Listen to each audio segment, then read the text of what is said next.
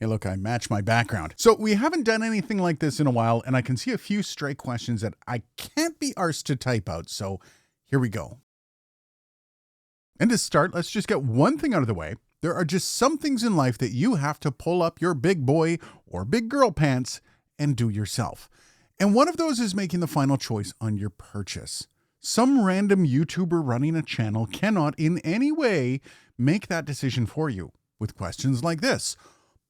All I'm going to be doing is telling you my preference for my setup in a room that I use and basing that all on my individual tastes. Now, you can come to me for a lot, but that final amount of courage to finally make a choice is all up to you, my friend. And sometimes it isn't even about purchase questions. Like this one. How would this do in a room with an electric guitar, an amp, and a vocal through a PA? How the hell would I know? Unless I'm standing in that exact room with you with the exact amp and exact PA, I'm kind of lost. Please don't send me a picture of the amp or the PA, please. I know this is difficult to hear, but this isn't me just being a jerk and keeping all this super secret info away from you. It's literally impossible for me to do. There's a certain amount of trial and error in audio that you yourself need to put yourself through to start learning. So, start there. Oh, and by the way, I'm saving the best one of these for the last comment, so stay tuned for that.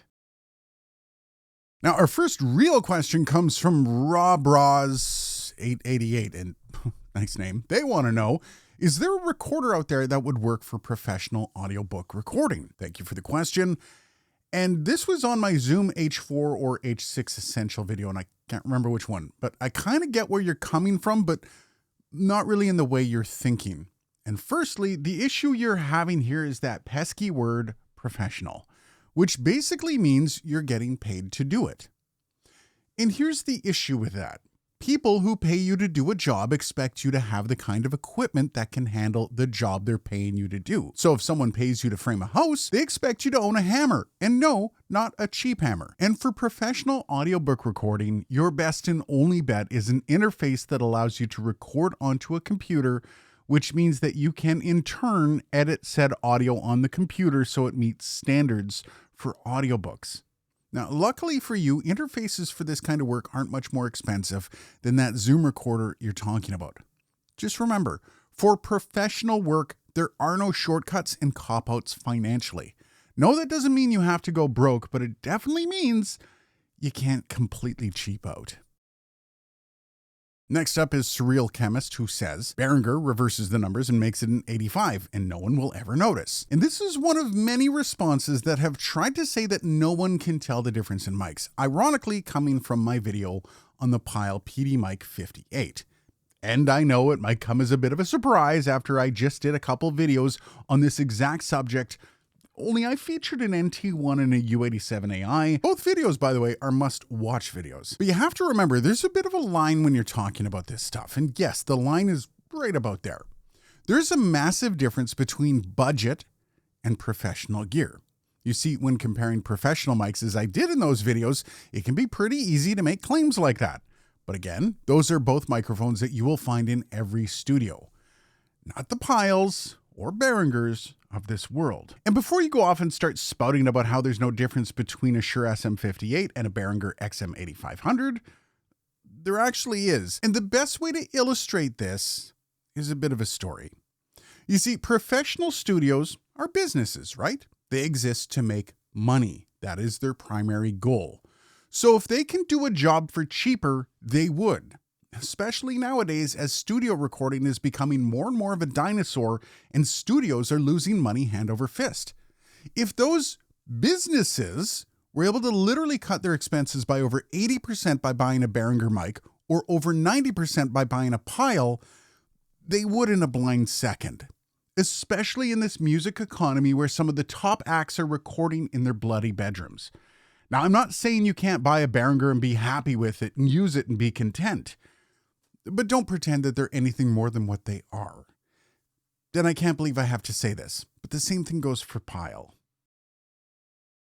Now, this is an interesting one I got from Hales09. They asked, does it reject EMI? Thanks for the question, Hales. And this is one I didn't expect. You see, for the record, every mic on the market is guaranteed to stand up to EMI. And every piece of audio gear also guaranteed to stand up to EMI. You see, most of the time, any EMI leaking into your work will come from poor or broken shielding on cables. Audio gear that is sold falls under the category of products that must undergo EMC testing before they're put up for sale. This testing proves that they won't create interference or be susceptible to interference from other devices. Now, some individual devices may fail as they are faulty, but if it's being sold in 2025, you should be safe from EMI or RFI. And finally, let's break a myth here. This one comes from Unplugged 704. They say, is the Beta 58A better for male singers with a low bass voice or someone whose voice is mid-range to high? Thank you, Unplugged. Now, this is a myth. This is a really big myth. What makes it a myth is that while you may consider a voice low or high, the actual reality is that every voice is hyper-complex and shows up across the board of frequencies.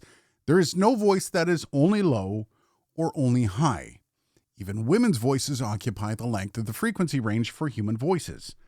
Now stay with me. I know you might think I'm being pedantic, but I'm not. Microphones do have the power to amplify or diminish certain frequencies, but that just means that microphones may or may not work with certain voices. For example, if you are nasally, using a mic with a boost in the nasal frequencies might make you sound a bit honky. If you're sibilant, perhaps that means you want to avoid a mic that makes your voice break glasses. But there isn't any microphones out there that are specifically formatted for a woman's or a man's voice specifically because there's no way to do that. How would you mic Gwendolyn Christie with a woman's mic and Paul Rubens with a men's mic? I'm not sure where this myth came from, but there's no such thing. And honestly, the Beta 58A is one of the best mics on almost every voice I've ever heard it on. So go ahead. Let me know, though, if you have any other questions that you want me to answer, hit me up down below. Cheers, guys, and thanks for watching.